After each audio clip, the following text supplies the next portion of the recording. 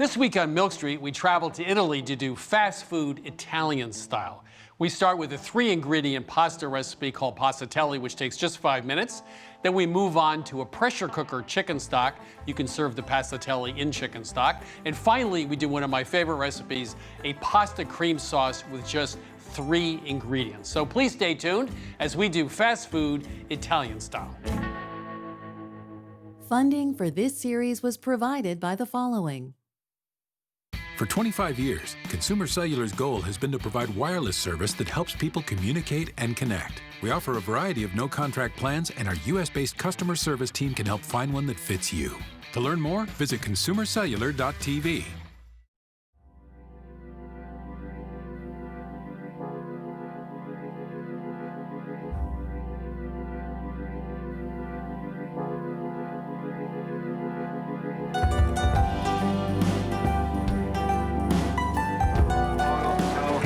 Kimball, Paolo, welcome to Paradiso.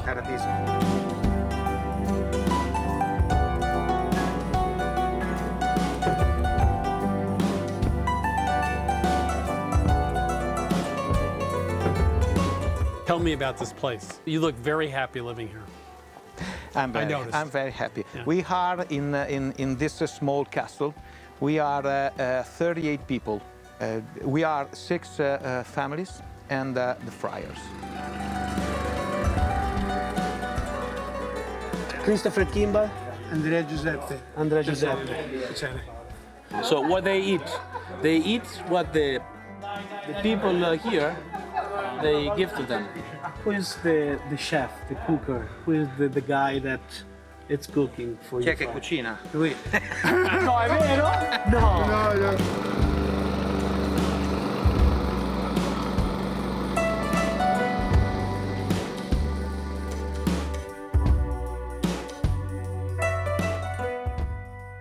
You are in the land of Pignoletto. Pignoletto, it's one typical white wine of this area.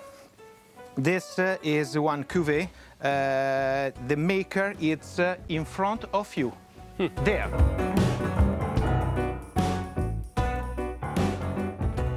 The word you can never say here is Prosecco. No. Now, what happens when someone, your blood pressure goes up, you get, so why, is Yogi going to be okay? So we haven't Prosecco here, okay? Prosecco for us is... Don't get too excited. Salute. Grazie. Grazie alla Federica, grazie. Let's take one recipe, one dish from Bologna you also make here. Like, how would it be different here? For me, it's only ingredients. We are lucky because here we have flour made in this valley, or eggs, or Parmigiano. We're here to cook whatever you like, but something that represents the cooking of this area and your cooking. So what do you want to cook? Today we cooked Pastatelli.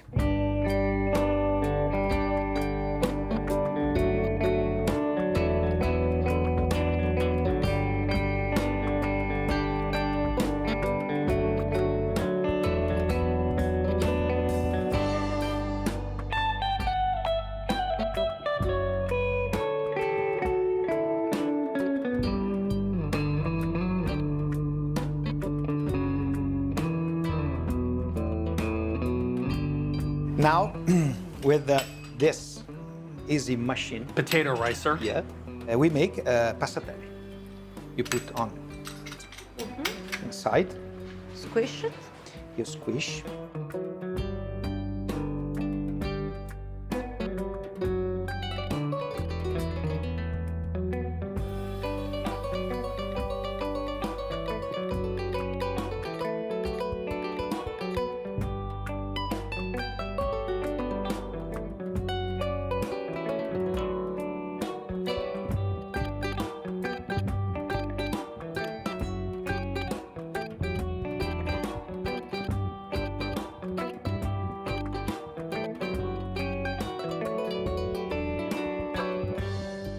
So I have a question.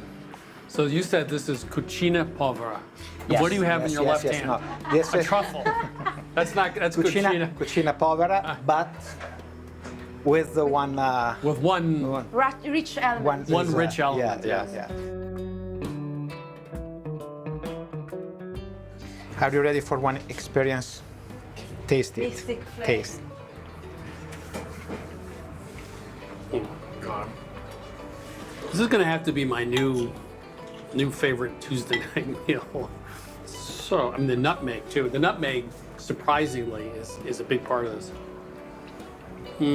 It's easy because there are only 3 ingredients: cream of Parmigiano, Pastatelli, and white truffle. Stop. Nothing else. This is my kind of cooking. It's good. We've now peaked here after all these meals. This is the best thing I've had. I'm very happy. This is excellent. Thank you.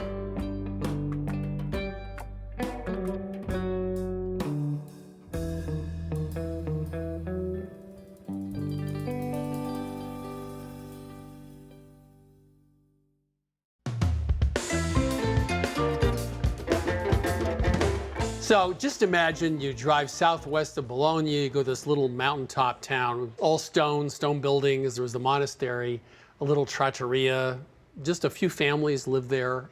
And then you have something to drink on the terrace and the sun starts to go down. Then you go cook. And we made Pastatelli, which means a big bowl of breadcrumbs, a big bowl of eggs, and a big bowl of Parmesan. That was it.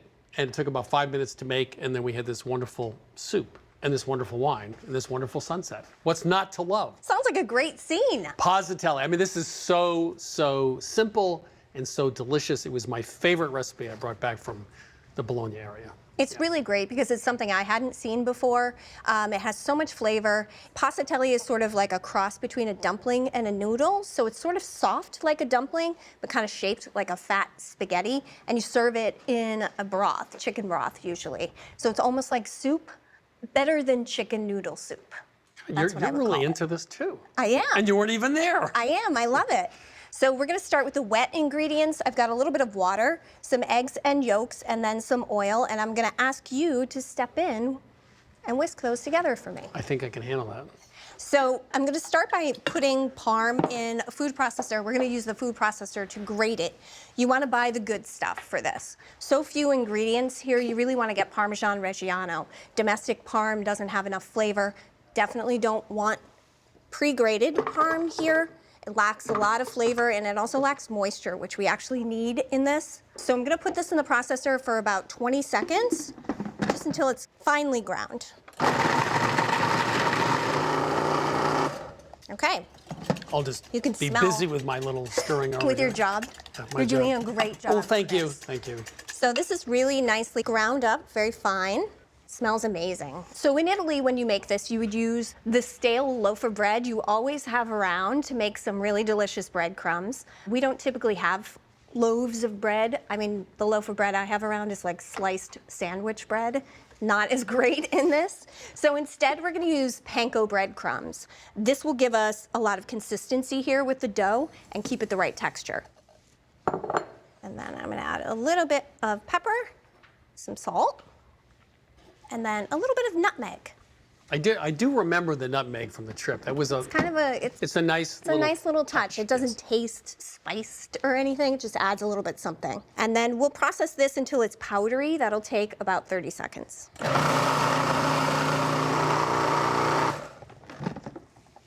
So you can see it's almost to a powder now. Now we're ready to add the wet ingredients, but we're gonna do that while the mixer is running. And then we'll process this for about a minute. You want that to become really nice and smooth. Are you ready? I'm ready. Big moment.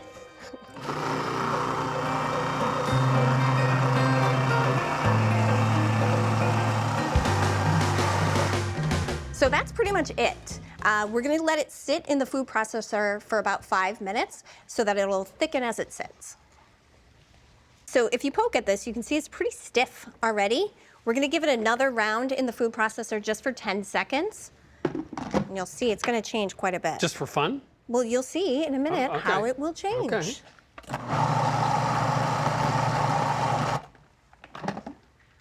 So you can see it's almost like the texture of mashed potatoes at this point. So we're ready to take it out.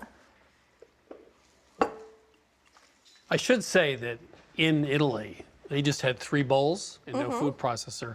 But I think the trick is that he knows his bread. He uses the same bread all the time. So the hydration with the cheese and the eggs and the bread was perfect. But if you're trying to substitute a bread here for there, it really doesn't work very well. That's exactly right. We actually had a lot of trouble trying to use just, breadcrumbs from bread because it was really inconsistent. So I'm just going to cover this, and we'll actually let it sit for another 15 minutes. We want it really nice and thick before we put it through the Pastatelli maker so those shapes will hold. So the dough is nice and thick. Now it's ready for the fun part. We're gonna make our Pastatelli with our Pastatelli maker, which we don't have. But good But news. we do have. Good news, a we ricer. have a potato ricer, which it does a really great job of making Pastatelli. So you do want to make sure that your potato ricer has larger holes. It will still work on one with smaller holes. We like the larger shape a little bit better. It's more like a noodle. So I'm going to put 1/3 of this dough. Here, I'll hold this. Oh, we're helping each other. Let's move this over. Okay. So now we're going to basically poach these in some chicken broth. Now this is It's just like spätzle. kind of Same concept. Yeah, just a little bit longer noodle, sort of. If you have homemade chicken broth, it's a good time to use it. As we've said, there aren't a lot of ingredients here, so you want everything to be really high quality. You can quickly make a chicken broth at home in under an hour. If you don't make your own, that's fine. Just try to doctor up store-bought. You can use the rind of the parm that we used earlier or some red pepper flakes. Just give it a little jazz. So I'm just gonna squeeze this into this pot of simmering broth. And you want about 3-inch lengths of this, but it's not really critical. And then we just shake them in.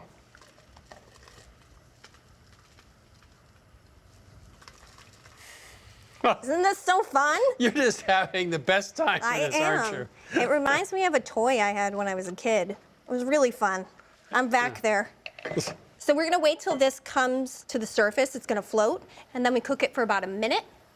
So they've floated, they've cooked. Now it's time to take them out. I'm using a spider, but you can use a slotted spoon. Wanna make sure they're really nicely drained. And then I'm putting them on a sheet tray that I prepped with a piece of parchment and some oil. That's so they won't stick. And we're gonna let these sit here for about 15 minutes. You really want them to firm up before we put them into the broth. So we'll let these cool on the sheet. I'm gonna keep going with the rest of the dough.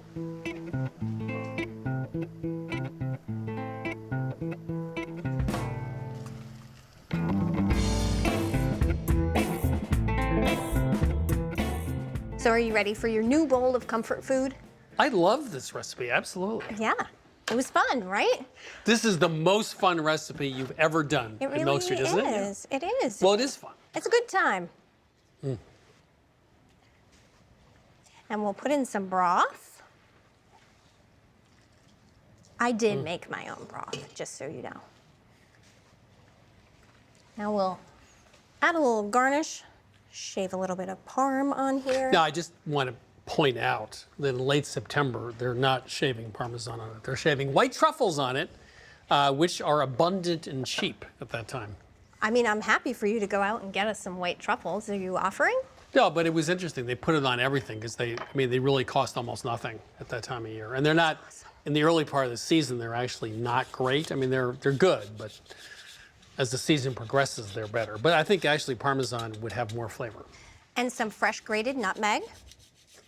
And if you would put a little drizzle of olive oil on our bowls. This is the dressed up version.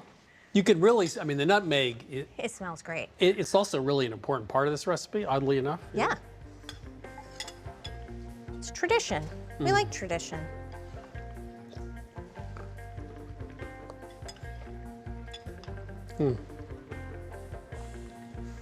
This is so good. It is. It's unlike pasta, which is more toothsome. Yeah. This is soft. It still has texture. Right. It's not quite a noodle, and it's not quite a dumpling. Oh, this is so good. I just want to hunker down on my couch with a book and drink the broth and eat these noodles. So my favorite recipe I brought back from Italy because it tastes so good. It only has 3 ingredients really, and it takes 10 minutes to make. Pastatelli and Brodo. It's so, so delicious. And it's one of those things, by the way, if you have kids, I know you say you make it with your daughter, it's a great recipe to make with kids as well, or big grown-up kids like us. So Passatelli and Brodo, really, really simple and absolutely delicious.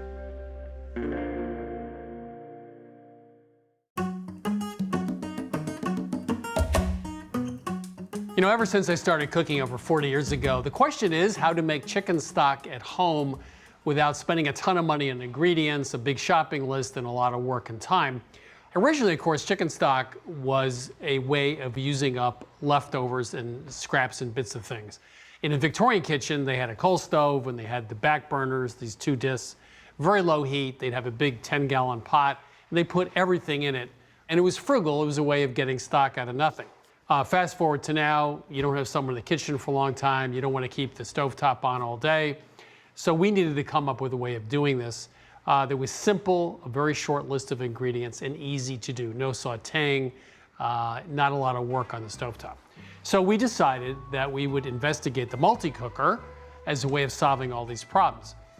We discovered that the best cut is chicken wings. They have a lot of collagen in them, which gives you a lot of body and flavor to the stock. So we start with 4 pounds, 3.5 to 4 pounds of chicken wings, and they go into the cooker. And then we have 1 large onion that we've peeled and sliced fairly thinly. You don't have to do it perfectly, of course, it's just going to make stock. A couple of bay leaves, that's just to make everyone around here feel good about bay leaves. And a teaspoon of kosher salt. You don't want to salt stock too much because you may end up reducing it later, become too salty. So most of the seasoning's added later. And then a couple of quarts of water.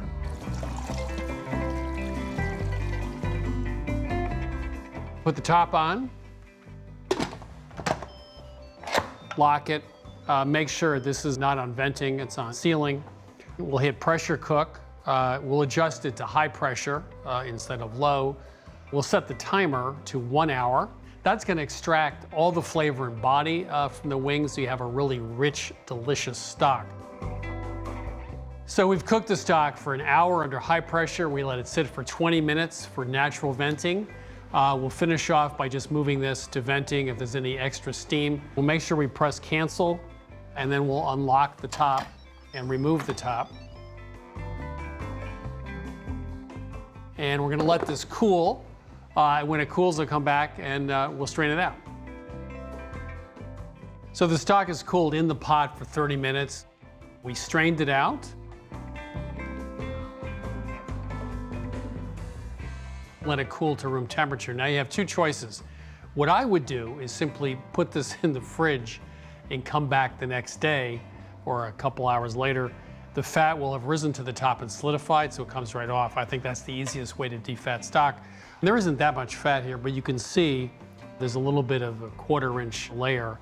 So the other way to do this is to take a ladle, a big spoon like this, or a ladle, and just skim off the fat off the top layer. Just to get that top layer of fat off. Or as I said, refrigerate it for a few hours.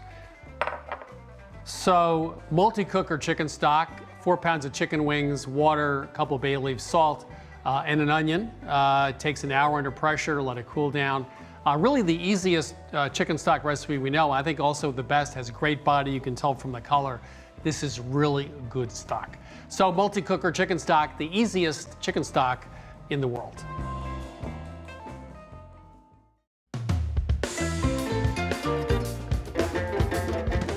When we traveled to Bologna, we thought we knew what to expect, rich, meaty red sauces. But what we actually found was what I think is the simplest and easiest creamy pasta sauce. It's Bolognese pasta with Parmesan cream. So because this is so simple and there's so few ingredients, you really want to get the best stuff you can find. Really good imported Parmigiano Reggiano cheese. Don't buy the domestic stuff, it doesn't have enough flavor. So buy a good sized block and have the rind still attached. And that's because we're going to use this rind to flavor our cream. So I'm going to go ahead and grate this on a wand style grater. You want this really finely grated, again, so it will melt into the cream. So the cheese is really finely grated, and I've got this rind here, which I'm gonna set aside because again, we're gonna add this to the cream. It's gonna add really salty, savory flavors to the cream and really infuse that cream with flavor. So I'm gonna pour in the cream.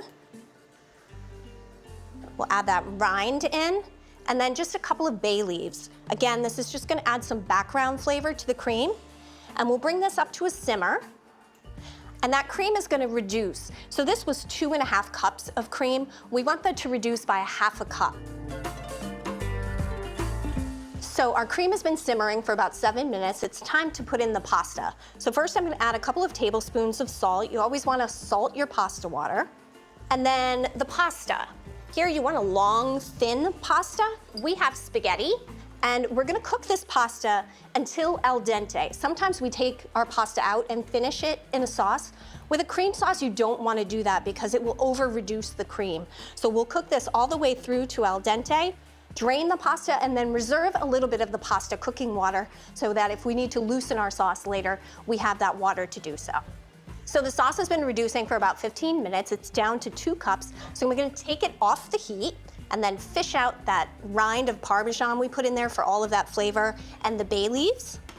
But we want to thicken this just a little bit more. Now, if we had reduced this more, we would not have enough cream to actually sauce our pasta. So we're using a little bit of lemon juice to thicken the cream. It's sort of like when you don't have enough buttermilk at home and you try to make buttermilk by adding vinegar to milk, and it really thickens it to be more the texture of buttermilk. That's kind of what we're doing here. And that happens pretty quickly, so I'm just gonna whisk this together. And now we can add the cheese. Now, don't throw the entire pile of cheese into the pot or you'll end up with a giant cheese ball at the bottom. Put a little bit in at a time. Allow that to melt as you whisk it in before you add a little bit more.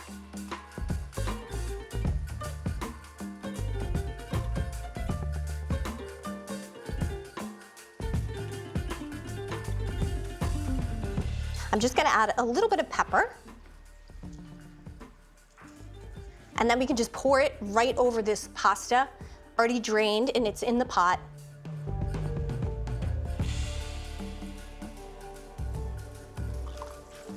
And I'm gonna toss the pasta around in here so that not only does it get coated, but it's gonna thicken a little bit as I toss.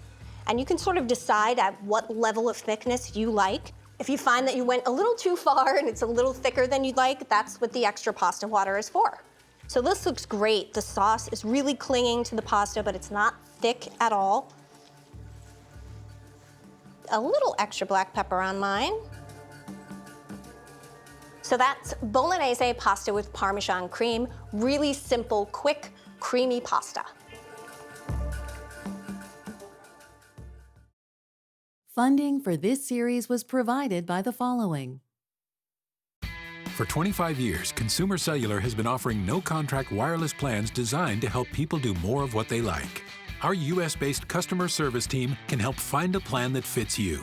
To learn more, visit consumercellular.tv.